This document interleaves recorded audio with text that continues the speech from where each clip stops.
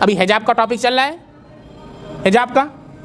मुझे हैरत होती है, अफसोस इस बात के ऊपर है कि कुरान में तो हिजाब 2 मरतबा है। कुरान में तो हिजाब की आयत सूरह नूर में और सूरह अहज़ाब में 2 मरतबा, और इनके मजहबी ग्रंथों के अंदर, इनके जो मजहबी ग्रंथ हैं, कम से कम मुझे तो कितनी जगह मिला है बताऊं? 3, 4, 5, 6, 7, 10 जगहों पर। अब आप देखें, ऋग्वेद, इनके वेद 4 हैं, ठीक है। इनके ऋग्वेद के अंदर चैप्टर 8 वर्स 19 to 33 में है, चूँकि बरहम खुदा ने तुम्हें औरत बनाया है, इसलिए अपनी नज़रें नीची रखो, ऊपर नहीं, अपने पैरों को समेटे हुए रखो, और ऐसा लिबास पहनो कि कोई तुम्हारा जिस्म देख न सके। ये ऋग्वेद में। और सुनिए, हर्ष अझोरस, इनकी मजहबी किताब है, चैप्टर 2 में है, हर्ष चरितम में लिखा है कि जब से शरीफ और ख़ानदानी औरतों के चेहरों पर निकाब की जाली न रही, उनकी शर्मो हया जाती रही। कुरान में नहीं लिखा है। ये जो आप लोग भगवा डाल करके जय श्री राम का नारा लगा करके एक बच्ची को परेशान कर रहे हैं, आपकी किताब में लिखा हुआ है, कुरान में नहीं लिखा है। आपकी किताब में, कुरान में तो 2 जगह, आपकी किताब में 10 जगह लिखा हुआ है। तो अफसोस इस पर है कि ना आपने वेद पढ़ी है, ना आपने कुरान पढ़ा है, ना आपने गीता पढ़ी है, ना आपने महाभारत पढ़ा है, और आपको खाली जय श्री राम का नारा लगाने आता है। तो ऐसे लोग क्या करेंगे?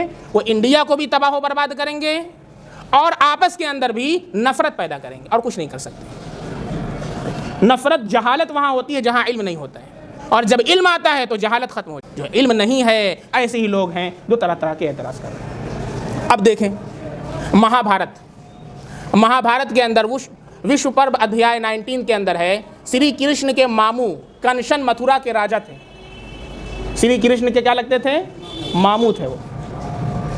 कंसन मथुरा के राजा थे। उन्होंने जब कुश्ती का दंगल कायम किया, कुश्ती का दंगल उन्होंने करवाया, तो जो औरतें थीं उनके देखने के लिए ख़ास मकानात बनवाए।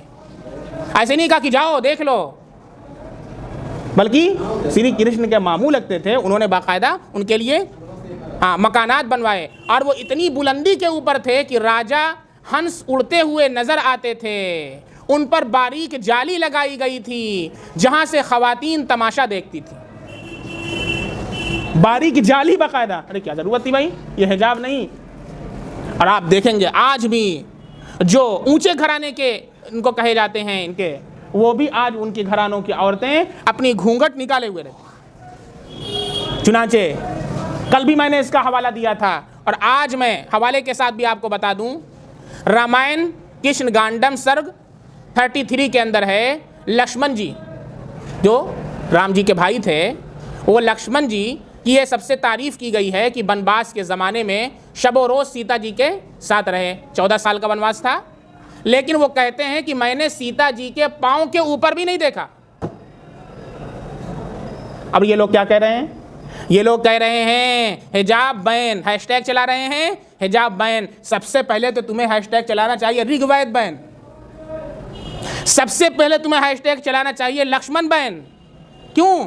इसलिए कि लक्ष्मण जी ने गुनाह किया कि पैर से ऊपर नहीं देखा तुम्हारे अकॉर्डिंग, इसलिए Lakshman ban, Rigveda ban, Mahabharata ban, Gita ban. क्यों? इसलिए कि आपके वेदों के अंदर 10-10 मरतबा इसका तस्करा है, कुरान में तो 2 मरतबा है। मुझे बड़ी हैरत होती है इन जाहिलों के ऊपर, अहमकों के ऊपर, बेवकूफ़ों के ऊपर, कि जिनके पास इल्म नहीं है, जिस नाम राम का नारा लगाते हैं, उस राम के रा से भी ये लोग वाकिफ़ नहीं हैं, उस लक्ष्मण के लाम से भी ये लोग वाकिफ़ नहीं हैं, और नफ़रत का बाज़ार गर्म करना चाहते हैं। ऐसे तमाम लोग देश के भी दुश्मन हैं, और ऐसे तमाम लोग देश की जो एक प्रतिभा रही है, जो यहाँ का एक रवाज रहा है, जो पर्दे का और हिजाब का रवाज रहा है, ये लोग उसके भी दुश्मन हैं। ये लोग कॉन्स्टिट्यूशन के भी दुश्मन हैं, और ये लोग ग्रंथों के, मजहबी ग्रंथों के भी और मजहबी किताबों के भी दुश्मन हैं।